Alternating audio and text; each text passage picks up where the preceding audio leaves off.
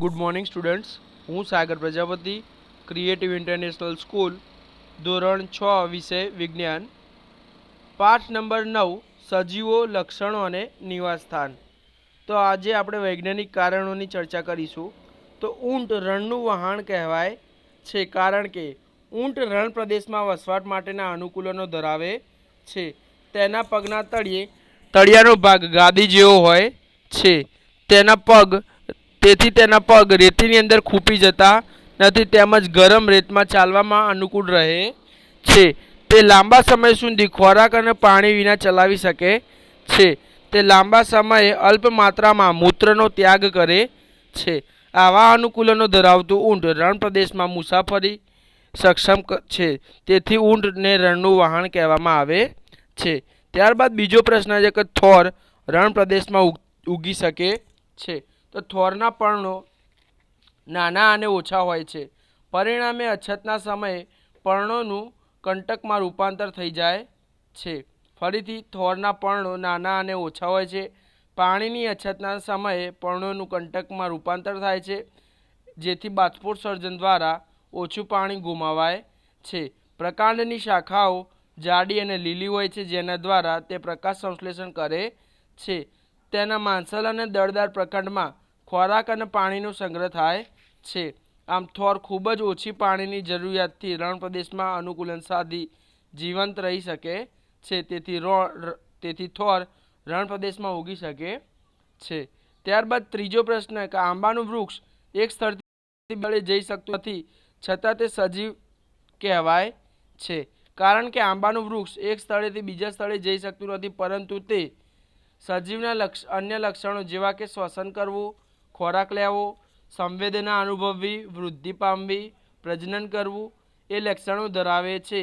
આથી આંબાનું વૃક્ષ સજીવ કહેવાય છે. ત્યારબાદ વિમાન આકાશમાં ઉડે છે અને ખોરાક તરીકે પેટ્રોલ પીએ છે, છતાં વિમાન નિર્જીવ કહેવાય છે. તો વિમાન આકાશમાં પોતાની જાતે ઉડતું નથી, પરંતુ વિમાન ચાલક દ્વારા આકાશમાં ઉડાડવામાં આવે છે.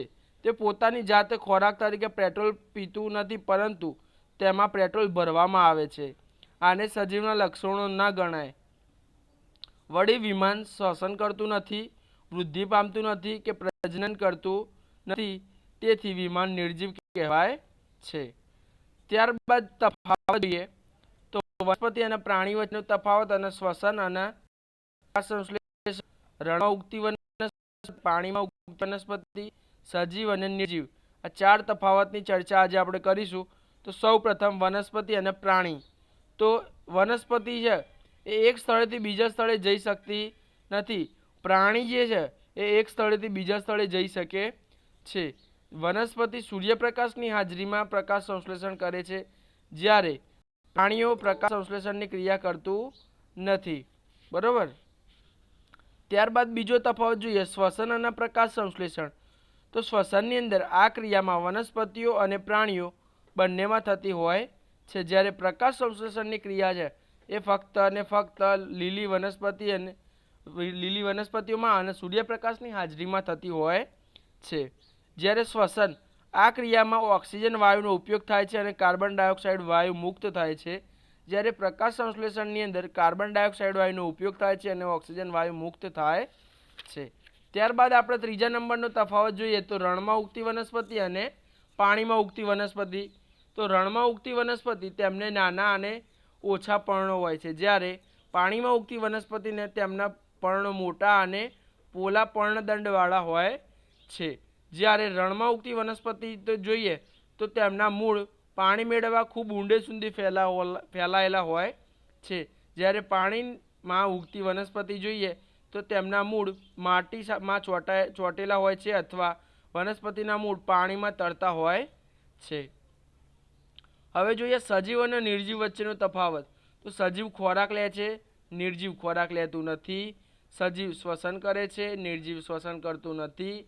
સજીવ હલનચલન કરે છે અને પ્રચલન પણ કરે છે, જ્યારે નિર્જીવ હલનચલન કે પ્રચલન કરતું નથી. સજીવ વૃદ્ધિ અને વિકાસ પામે છે, જ્યારે નિર્જીવ વૃદ્ધિ અને વિકાસ પામતું નથી. સજીવ ઉત્તેજનાને પ્રતિચાર આપે છે, જ્યારે નિર્જીવ ઉત્તેજનાને પ્રતિચાર આપતું નથી. સજીવ તે પોતાના જેવો બીજો સજીવ ઉત્પન્ન કરી શકે છે, જ્યારે નિર્જીવ પોતાના જેવો બીજો સજીવ ઉત્પન્ન કરી શકતું નથી. તો અહીં આપણે ચલાવેલા તફાવત અને વૈજ્ઞાનિક કારણો તમારી નોટબુકની અંદર લખો અને તૈયાર કરો.